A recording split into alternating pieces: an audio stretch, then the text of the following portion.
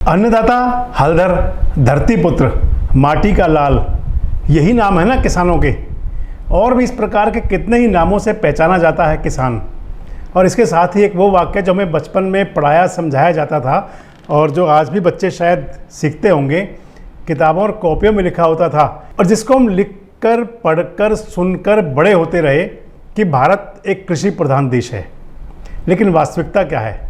वास्तविकता ये है कि जो कृषि की प्रधानता को प्रधान बनकर सहेज रहा है, उसकी परवरिश कर रहा है, उसकी अपनी पुश्तें और कृषि के मामले में कितनी कमज़ोर होती जा रही हैं, आज ये सोचने का विषय है।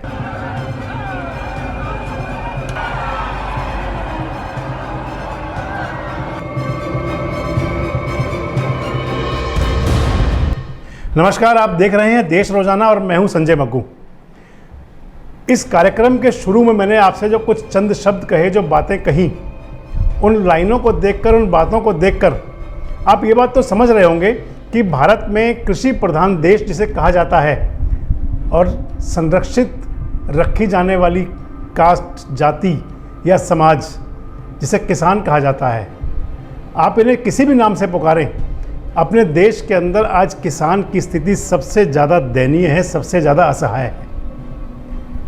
किसान को आज अपने हक के लिए, अपनी फसल के वाजिब मूल्यों के लिए सरकार, प्रशासन और सियासतदानों के आगे गुहार लगानी पड़ती है। और आज ही क्यों, दशकों बीत गए किसान को अपने लिए संघर्ष करते हुए, अपनी मेहनत और खून पसीने से जो ज़मीन सींचता है, उससे जो फसल उपजती है, उसकी उसे ठीक कीमत मिल जाए, इसके लिए किसान हर वर्ष दशकों से संघर्ष कर रहा है। क्यों? सिर्फ इसलिए कि वो अपने प्राथमिक देश के प्रधान व्यवसाय को शिद्दत से करता है। किसी भी फसल की खरीद के वक्त किसान को क्यों जंग के सिपाही की भूमिका में आना पड़ता है? खेत से लेकर खलिहान तक और मंडी से लेकर सड़क तक किसान इतने पड़ावों से गुजरता है मानो कि वो फसल उगाकर कोई अपराध कर बैठा हो। अब हाल ही में हरियाणा के अंदर सूरजमुखी की खरीद को लेकर किसानों का गुस्सा फिर फूट गया। आपने देखा होगा, विभिन्न खबरिया चैनलों में और अखबारों में आपने पढ़ा होगा कि कुरुक्षेत्र के अंदर भारतीय किसान यूनियन के बैनर तले हजारों की संख्या में किसान सड़कों पर उतरे, विरोध जताया। लेकिन किसान की परेशानी की परवाह किए बिना प्रशासन का रटा रटाया जवाब था, प्रशासन का रटा रटाया तरीका था कि अगर कोई नहीं मान रहा, बल प्रयोग करो और इस खींची हुई आवाज़ को, इस परेशान आवाज़ को और ज़्यादा परेशान कर दो। किसानों पर लाठीचार्ज किया गया, कई किसानों की गिरफ्तारी भी हुई और जिसके विरोध में आज पूरे प्रदेश के अंदर और इसके साथ साथ पंजाब में भी किसान सड़कों पर उतरने की तैयारी कर रहे हैं। किसान तैयारी कर रहे हैं दिल्ली के अंदर एक बड़े आंदोलन की। प्रदेश के करीब करीब हर ज़िले से किसानों के विरोध की खबरें सामने आ रही हैं।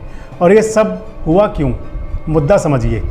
पिछले महीने 10 मई से मंडियों में सूरजमुखी की आवक शुरू हुई और 30 मई को भावांतर योजना के तहत फसल की खरीद का पत्र सरकार की तरफ से जारी हुआ। लेकिन ये किसान को मंजूर नहीं था, किसान को मंजूर नहीं हो रहा, क्योंकि किसान भावांतर का लाभ नहीं बल्कि MSP पर अपनी फसल की खरीद चाहता है। और इसी को लेकर भारतीय किसान यूनियन ने सरकार को अल्टीमेटम दिया था कि 5 जून तक इस विषय में फैसला लिया जाए। अगर फैसला नहीं किया गया तो किसान सड़क जाम करेंगे। हुआ भी वही। 6 जून को किसान सड़कों पर उतरे और बदले में एक बार फिर किसान को न तो फसल का वाजिब दाम मिला यानी कि MSP मिला और ना ही कोई समस्या का समाधान मिले, तो पुलिसिया डंडों के घाव, वाटर कैनन की बौछार और अपना हक मांगने के लिए विरोध करने पर बेवजह की गिरफ्तारी। अभी बीच में मैंने आपसे जिस भावांतर योजना का जिक्र किया था, एक बार उस भावांतर योजना को आप समझ लीजिए। योजना का पूरा नाम है भावांतर भरपाई योजना। यानी कि जो MSP और जो बाज़ार में भाव मिल रहा है, उसके जो बीच का अंतर है, उसकी भरपाई करने के लिए जो योजना शुरू की गई, उसका नाम था भावांतर भरपाई योजना। इस योजना के अंदर 19 बागवानी फसलों और 2 मसाला फसलों को शामिल किया गया। स्कीम में सरकार करती ये है कि जब किसान को मंडी में सरकार द्वारा तय किए गए दाम से कम कीमत मिले तो सरकारी रेट यानी MSP और मंडी में मिलने वाले रेट के बीच का जो अंतर आता है, उसकी भरपाई सरकार करे उस भावांतर योजना के तहत। यही स्कीम है भाव का अंतर भरने वाली भावांतर योजना। लेकिन सवाल वही है कि किसान इस भावांतर योजना के भंवर में क्यों फंसे। एमएसपी पर फसलें क्यों नहीं खरीदी जा सकती। किसान की बात कहाँ गलत है। जब वो फसल उगाने के लिए बीज, खाद, यूरिया, पेस्टिसाइड और खेती का हर सामान बाजार के भाव पर खरीदता है, तो फिर वो अपनी पैदा की हुई फसल को तय एमएसपी पर क्यों नहीं बेच पाता। सिर्फ कागजों में मिनिमम सपोर्ट प्राइस तय होने से किसान की वाजिब मूल्य पाने की लड़ाई पूरी क्यों नहीं होती। वाजिब मूल्य मिले भी तो, और सरकार जिस भावांतर के माध्यम से किसान के भाव और अंतर के भाव को भरने की बात कहती है, वो भावांतर योजना कितनी सफल है ये किसान से बेहतर कौन जान सकता है। और अगर योजना इतनी ही सक्सेसफुल है तो आखिर क्यों किसान प्रचंड धूप में सड़कों पर बैठता है, पुलिस के लाठी डंडे खाता है। आखिर सरकारों को भी सोचना तो होगा कि आखिर इन योजनाओं से अगर किसान संतुष्ट नहीं हो रहा तो उनके साथ बैठकर सीधे बात क्यों ना की जाए। आपको ध्यान होगा एमएसपी को लेकर किसानों ने लंबे समय आंदोलन किया। 3 कृषि कानूनों के खिलाफ किसानों ने लगभग 1 वर्ष तक दिल्ली में प्रदर्शन किया, आंदोलन किया, और किसान कहते हैं कि उसके अंदर 750 से ज़्यादा किसानों की शहादत हुई। मुद्दा एक शांत होता नहीं, एक मामला शांत होता नहीं, दूसरा पहले शुरू हो जाता है। अब इस भावांतर भरपाई योजना जिसमें कि सूरजमुखी फसल का रेट नहीं मिल रहा, इसे लेकर पूरे हरियाणा के अंदर किसान एक बार ऐसा लग रहा है कि जैसे फिर से आंदोलन की राह पर है। और जब आंदोलन होते हैं, जब सड़कों पर किसान बैठते हैं, सड़कों पर प्रदर्शन होते हैं, तो उससे जहां एक तरफ जो प्रदर्शन कर रहे हैं उनकी स्थिति दयनीय होती ही होती है, वो तो अपने न्याय की मांग करते ही करते हैं, लेकिन साथ साथ अन्याय होता है सड़क पर चलने वाले लोगों के लिए भी।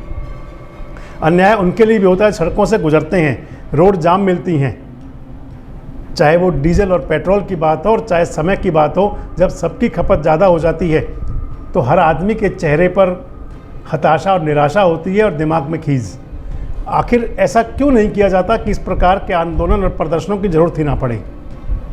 आज भी समय है कि जिस प्रकार के हरियाणा में हालात बन रहे हैं, इसको संभालने के लिए सरकार अपनी तरफ से पहले कोई कदम उठाए, ताकि फिर किसी बड़े प्रदर्शन या बड़े आंदोलन की भूमिका तैयार ना हो। आज के कार्यक्रम में इतना ही। कल किसी विषय पर फिर आपसे चर्चा करेंगे। देखते रहें देश रोजाना। नमस्कार, धन्यवाद। हमारे साथ जुड़े रहने के लिए देखते रहिए देश रोजाना का YouTube चैनल सब्सक्राइब कीजिए। साथ ही देश रोजाना की खबरें सबसे पहले देखने के लिए प्रेस कीजिए बेल आइकन।